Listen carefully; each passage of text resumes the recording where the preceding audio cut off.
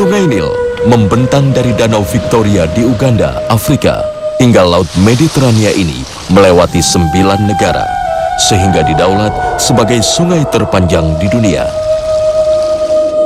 Sungai yang membelah kota Kairo, Mesir ini menjadi sumber kehidupan bagi bangsa Mesir sejak ribuan tahun silam.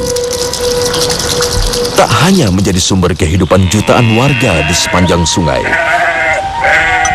jejak peradaban besar terukir di seluruh aliran sungai di Mesir.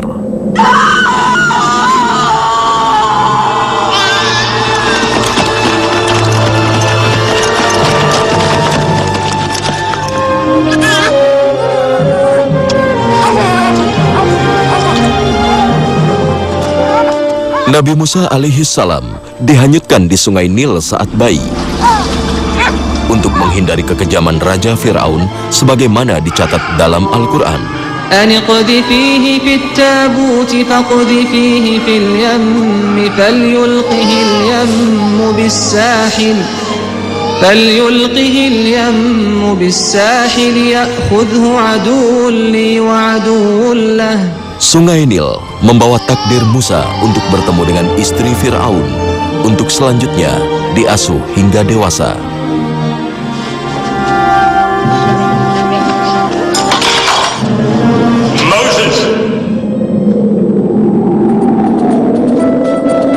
Nabi Yusuf alaihi salam membuat kanal-kanal baru dari Sungai Nil sejauh lebih dari 100 km untuk menghidupkan kawasan pertanian di Al-Fayum, Mesir Tengah saat musim paceklik tiba. Berkat kesuburan tanahnya dari Sungai Nil, kawasan Al-Fayum, tepatnya Memphis, sempat menjadi ibu kota Mesir kuno hingga ribuan tahun lamanya. Jejak kebesaran kawasan ini masih terlihat hingga kini. Saat Umar bin Khattab menaklukkan Mesir pada tahun 18 Hijriah, masyarakat negeri ini masih menggantungkan hidupnya dari Sungai Nil. Budaya mengorbankan wanita untuk kelangsungan aliran Sungai Nil menjadi tradisi sejak Fir'aun. Ketika Amr bin As sudah masuk ke Mesir, tiba-tiba Nil kering. Udah itu surut airnya hilang. Padahal Nil kita tahu, itu Sungai Nil itu merupakan sumber kehidupan masyarakat Mesir dan sekitarnya, kan itu air, tempat mereka mengambil air. Kering. Nah, mereka punya budaya, punya kebiasaan, gitu ya. Kalau Nil kering, cara supaya Nil mengalir kembali, mereka punya kebiasaan namanya arus an-Nil. Arus itu pengantin baru.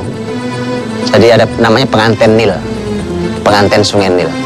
Itu caranya adalah dia cari seorang gadis yang dipilih di wilayah Mesir itu, minta izin pada orang tuanya untuk dikorbankan, dibunuh dan dibuang ke Sungai Nil.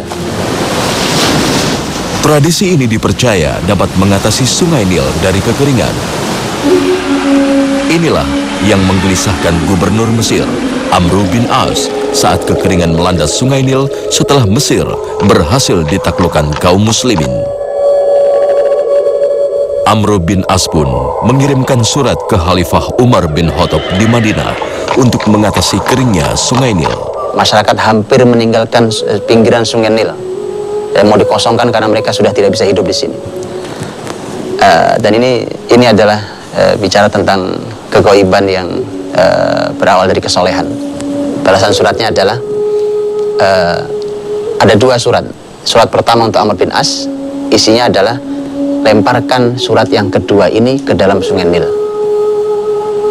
Ada 2. Dikirimlah ke Mesir. Amr bin As membuka surat yang untuk dia lihat perintahnya adalah lemparkan surat ini ke dalam Sungai Nil. Amr bin As penasaran, dia buka isinya. Apa isinya gitu? Kok kertas gitu?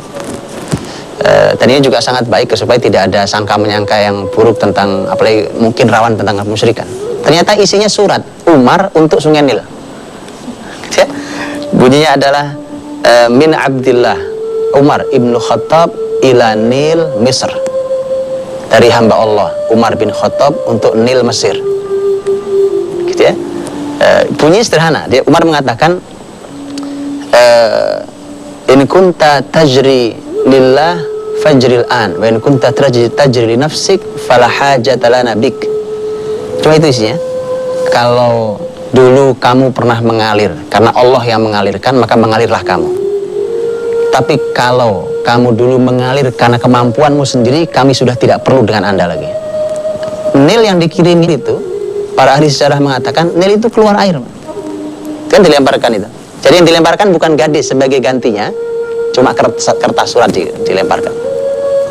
Air Nil naik dengan kecepatan luar biasa, dan ini adalah bagian dari karomah Umar bin Khattab radhiyallahu anhu karena kesolehannya. Sejak itu, Sungai Nil tak pernah kering dan aliran airnya menjadi sumber kehidupan bangsa Mesir hingga sekarang. Dan dalam konsep Islam, alam ini bisa diajak bicara. Alam ini punya ruh yang kalau bahasa Nabi SAW dalam hadis yang sahih dalam Bukhari dan Muslim, Nabi SAW menyebut orang yang meninggal itu ada yang mustarih, ada yang mustaroh. Kalau orang beriman itu mustarih, orang yang meninggal itu yang istirahat. Kalau orang yang tidak beriman, banyak dosa, orang kafir, itu mustaroh. Mustaroh itu orang lain yang istirahat, bukan dia yang istirahat. Nah, bahasa Nabi bagus. Ketika Nabi berbicara tentang orang beriman, Nabi mengatakan al-abdul mu'min yastarihu min nasabid dunya. Hamba yang beriman beristirahat dari dunia yang melelahkan ini. Tapi kalau orang tidak beriman, yang mustaroh itu bahasa Nabi al-abdul fajir awil kafir, hamba yang senang dosa atau hamba yang kafir, yastarihu minhul ibad wal bilad wasyajar wal hajar. Gitu ya. Semua istirahat, masyarakat istirahat, negara istirahat, pohon-pohon istirahat, batu-batu pun istirahat. Gitu. Karena mereka hanya melelahkan saja. Jadi artinya ada interaksi dengan alam yang juga mereka juga Islam untuk Allah SWT gitu ya. Sehingga bisa diajak dialog. Itulah kenapa bahwa seorang ibu umpamanya senang dengan tanaman, diajak bicara tiap pagi gitu. Kadang-kadang memberikan hasil yang lebih dahsyat begitu nanti diganti oleh anaknya, pohonnya masih sama, tanahnya masih sama gitu ya. Tapi karena tidak pernah diajak bicara, hasilnya bisa berbeda itu. Umar adalah orang yang selalu berupaya untuk membuat nyaman seluruh masyarakatnya, muslim ataupun non muslim. Bukan hanya manusia, kambing saja menjadi pertimbangan dalam pemerintahannya gitu ya. Jadi kalau ada pemerintahan yang manusia saja tidak menjadi pertimbangan, sangat.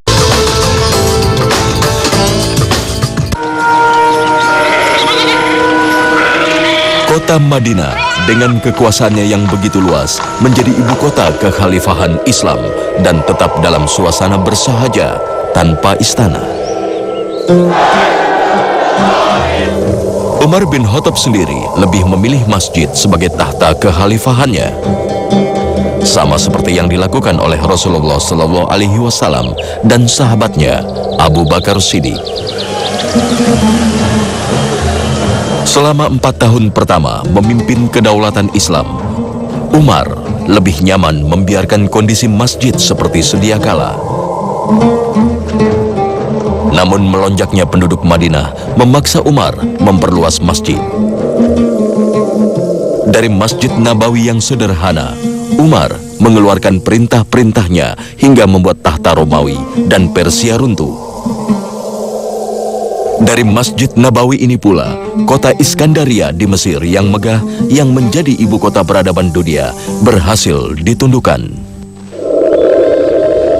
Sementara kota Mekah yang menjadi pusat spiritual dan kiblat kaum muslimin mendapat perhatian besar dari Khalifah Umar.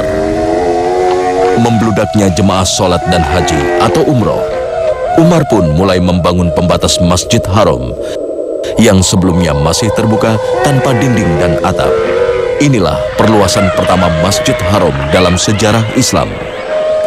Mekah itu walaupun tidak menjadi ibu kota dan dia menjadi semacam ya wilayah tingkat 1, tapi Mekah memiliki Ka'bah. Ada Masjidil Haram, ada Ka'bah, tempat di mana seluruh muslimin pasti akan datang untuk beribadah di sana, baik haji ataupun umroh. Sehingga dengan bertambahnya wilayah muslim, masyarakat muslim, maka Makkah dan Madinah itu sudah tidak lagi menampung orang yang datang, terutama masjidnya. Sehingga Umar adalah orang pertama yang melakukan perluasan terhadap Masjid Nabawi dan Masjidil Haram. Nah, di Madinah nanti Umar membuat beberapa hal. Di antaranya adalah Umar itu orang pertama yang membuat katatib. Katatib itu kalau di Indonesia itu kurang lebihnya seperti TPA. Jadi di mana tempat anak-anak kita, anak-anak kecil itu belajar Al-Quran, belajar ilmu Islam. Bedanya memang ada. Hari ini kalau TPA itu anak-anak selesai belajar di TPA itu bisa baca Quran. Tetapi katatib di zaman kebesaran Islam dahulu dan hari ini bahkan di Timur Tengah masih dipertahankan katatib itu selesai di situ bukan bisa baca Quran tapi hafal Quran 30 juz. Kedaulatan Islam yang membentang dari Asia hingga Afrika membuat Umar bin Khattab di Madinah terus mengupayakan kesejahteraan rakyatnya. Berbagai sarana dibangun untuk memudahkan akses antar wilayah. Tak hanya itu, sarana perbekalan bagi siapapun yang melintas antar wilayah menjadi perhatian Khalifah Umar bin Khattab. Umar adalah orang yang selalu berupaya untuk membuat nyaman seluruh masyarakatnya, muslim ataupun non-muslim. Sehingga apapun yang membuat mereka menjadi nyaman itu dibuat, difikirkan apa fasilitas untuk mereka. Umar tidak ridho. Kalimat yang sangat terkenal dari Umar adalah kalau ada kambing yang patah kakinya di Irak, maka aku Umar takut dimintai pertanggungjawaban di sisi Allah Subhanahu wa taala. Kalimat besar seorang pemimpin yang bukan hanya manusia, kambing saja menjadi pertimbangan dalam pemerintahannya. Gitu ya. Jadi kalau ada pemerintahan yang manusia saja tidak menjadi pertimbangan, sangat zalim.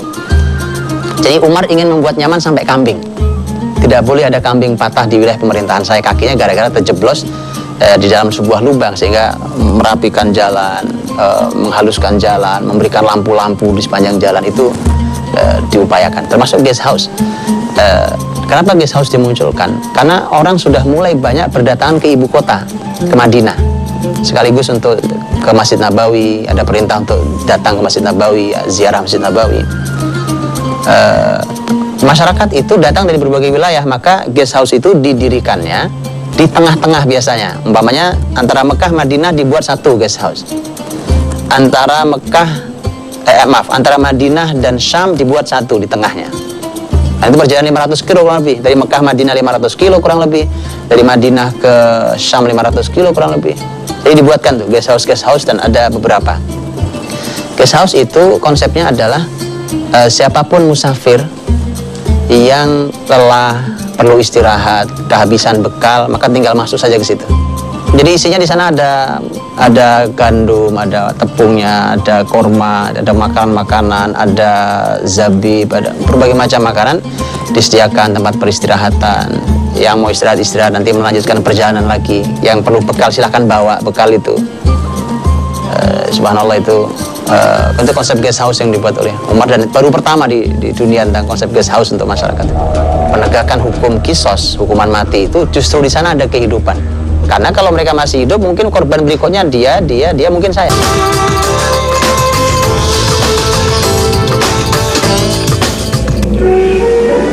Kaum muslimin merasakan kenyamanan dan keamanan serta kedamaian di bawah pimpinan Khalifah Umar bin Khattab.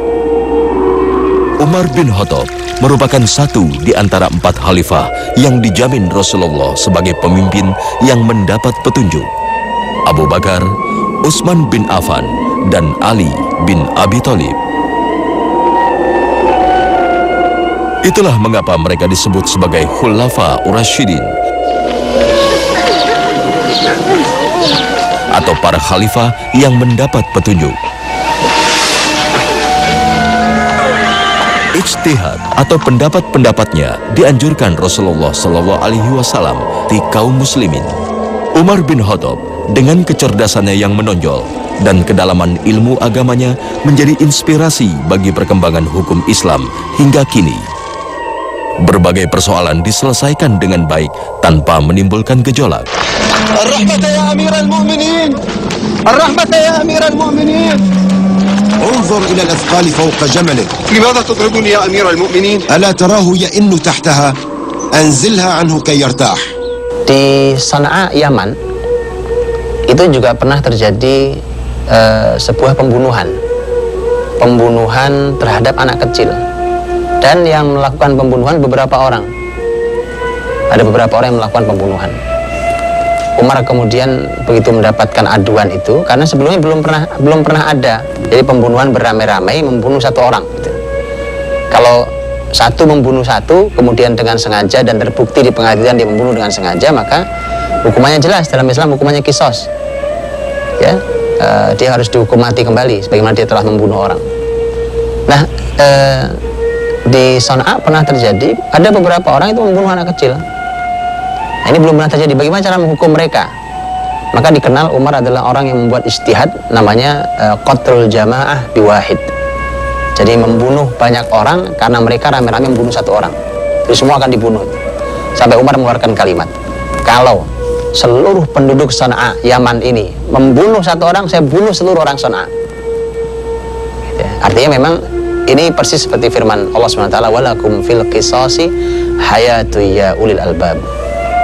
Dalam penegakan hukum kisos, hukuman mati itu justru di sana ada kehidupan. Kenapa tidak orang-orang yang berbuat kerusakan itu justru dengan menghilangkan nyawa mereka, maka masyarakat jadi aman. Karena kalau mereka masih hidup, mungkin korban berikutnya dia mungkin saya. Assalamualaikum warahmatullahi wabarakatuh. Ijtihad Umar bin Khattab bahkan seringkali merambah masalah-masalah ibadah. Apa yang tidak ditetapkan Rasulullah Sallallahu Alaihi Wasallam bahkan ditetapkan hukumnya oleh Umar bin Khattab. فقد علم أن هذه الصلاة لن تفرض علينا بعد توقف الوحي من السماء ولم يرى في جمعنا عليها إلا خيرا. أدامه الله ذخرا للمسلمين. نعم جزاه الله كل خير. فصلى التراويح عثمان وعلي وطلحة والزبير وسعد وغيرهم من المهاجرين والأنصار وراء قارئ واحد. Salat tarawih berjamaah di masjid dengan satu imam itu sudah dilakukan oleh Rasulullah SAW di awal beliau mendapatkan perintah Ramadan pertama kali. Nabi SAW mendapatkan perintah Ramadan pertama tahun 2 Hijriah. Tahun 2 Hijriah, Nabi tahun kedua di Madinah turun perintah tentang wajib puasa Ramadan. Nah, ada tarawih malam harinya. Nabi SAW mengimami para sahabat di Masjid Nabawi setelah sholat Isya hari pertama. Hari kedua muslimin datang lebih banyak lagi. Hari ketiga muslimin datang lebih banyak lagi. Hari keempat Nabi tidak hadir. Ditunggu oleh para sahabat. Esok pagi Nabi ditanya, ya Rasulullah, semalam kami menunggumu. Nabi SAW menyampaikan, karena aku melihat kalian begitu bersungguh-sungguh, maka aku khawatir tarawih ini, qiyam Ramadan ini akan diwajibkan untuk kalian. Dan itu berat buat kalian. Makanya tarawih tidak wajib. Tarawih itu sunnah hukumnya. Setelah itulah, artinya dari malam keempat di tarawih pertama sampai Rasul wafat tahun 11 Hijriah, sampai Khalifah pertama Abu Bakar wafat tahun 13 Hijriah, itu tidak ada tarawih di masjid bersama. Jadi cukup panjang. Nah, tapi kemudian suatu saat Umar bin Khattab bersama seseorang masuk ke masjid, kemudian melihat orang sholat sendiri-sendiri. Waktu itu malam Ramadan, sholat sendiri-sendiri, masing-masing membaca Quran gitu ya. Akhirnya menjadi tidak nyaman, di sana baca Quran, di sana baca Quran, di sana baca. Jadi suasananya menjadi gaduh, tidak nyaman. Kemudian Umar mengatakan, alangkah nikmatnya kalau ini digabungkan dengan satu imam. Maka Umar mengatakan, mana Ubay bin Ka'ab. Umar memilih Ubay itu juga atas petunjuk Nabi sesungguhnya. Kenapa? Karena Nabi dulu pernah menyampaikan, kalau mau belajar bacaan Al-Quran, belajarlah pada Ubay bin Ka'ab radhiyallahu anhu. Maka Umar tunjuk, mana Ubay? Ubay diminta untuk menjadi imam. Begitu ada suara Ubay yang nikmat, baca Quran, diaminkan bersama, satu suara ada, Umar mengatakan, ni'matil bid'atu hadhihi. Ini bid'ah yang sangat indah. لقد نظرتكم لو أن ضرتكم. Selama sekitar 10 tahun, Umar bin Khattab memegang tampuk kekhalifahan Islam di Madinah. Umar telah meletakkan fondasi kehidupan bangsa Arab, khususnya kaum muslimin. لكنها إنما تكون على أهل الظلم والتعدي. Ijtihad dan apa yang telah dilakukan menjadi lentera bagi kehidupan beragama dan ibadah, yang hingga kini masih menginspirasi tokoh-tokoh muslim atau non-muslim di dunia.